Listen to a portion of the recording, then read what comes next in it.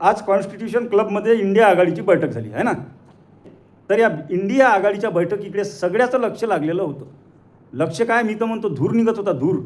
मी हे धूर का म्हटलं माहीत आहे का, की आज दिल्लीमध्ये बॅनर लागले होते. बॅनर कशा संदर्भात लागले होते, की जे इंडिया आघाडीतले छोटे मोठे पक्ष आहेत, जे काही घटक पक्ष आहेत, त्या पक्षांचे नेते आणि त्यांचे राहुल गांधीबद्दलचे जुने स्टेटमेंट, मग ते पवार साहेब असो, ममता बॅनर्जी असो किंवा स्टॅलिन असो, अशा लोकांचे राहुल गांधीबद्दलचे जुने स्टेटमेंट त्या बॅनरवर छापले आणि ते बॅनर दिल्लीत लावले. तर मला एक प्रश्न असा पडला की राहुल गांधी पप्पू माणूस आहे, त्यांच्या पक्षातही काँग्रेसमध्ये काही दम नाही, तर मग एवढी धास्ती का सत्ताधारी पक्षाला, या NDAला एवढी धास्ती का त्यांच्या मित्रपक्षाच्या नेत्यांचे जुने स्टेटमेंट उकरून बॅनर लावून छापाचे दिल्लीत. आणि मग आपलं लक्ष तर होतंच त्याच्यावर, कारण आपण मोबाईलमध्ये पाहता पाहता मला एकनाथ शिंदे साहेबाचा व्हिडिओ दिसला. आता एकनाथ शिंदे साहेबाचा व्हिडिओ दिसल्यावर आपल्याला तो व्हिडिओ पाहण्यात इंटरेस्टच आला. कारण मला वाटलं का बा आता आपल्या कर्जमाफीवर बोलते, किती त्याच्यात काही दुरुस्ती केली का बा, काही आव्हान काही आश्वासन देते का बा शिंदे साहेब, म्हणून मी तो आवर्जून व्हिडिओ बघितला. तर त्यांचंही भारूड त्या इंडिया आघाडीच्या संदर्भातच होतं, त्या बैठकीच्याच संदर्भात होतं.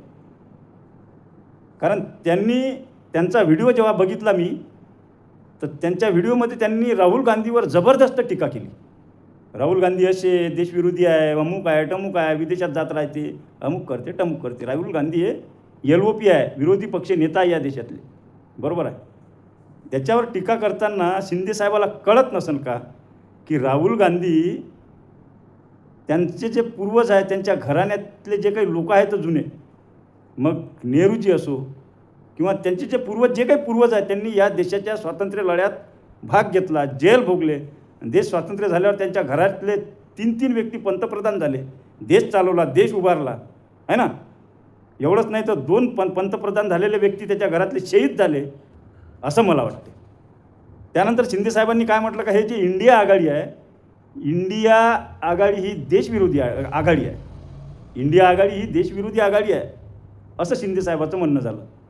तर मला प्रश्न असा पडला का, इंडिया आघाडीचे देशात NDAच्या विरोधात 250 खासदार निवडून आले, इंडिया आघाडीचे 234 आणि 16 खासदार इतर. हे जे NDAच्या विरोधात खासदार निवडून आले, त्याला ज्या लोकांनी निवडून दिलं, ज्यांनी मतं दिले, ते मतदार, ते लोकसुद्धा, जनतासुद्धा देशविरोधी आहे का, असा मला पडलेला प्रश्न आहे. त्यानंतर तर शिंदे साहेबाची टीका अशी होती की काँग्रेस आता इंडिया आघाडीतले पक्ष संपवणार आणि एकटाच काँग्रेस हा विरोधी पक्ष राहील. आता ह्याच्यावर तर जरासं मला लय गहन प्रश्न पडला. कारण असं म्हणताना जेव्हा काँग्रेसकडे शिंदे साहेबाचं 1 बोट होतं, तर हे 4 बोट शिंदे साहेबाकडे होते आहे ना.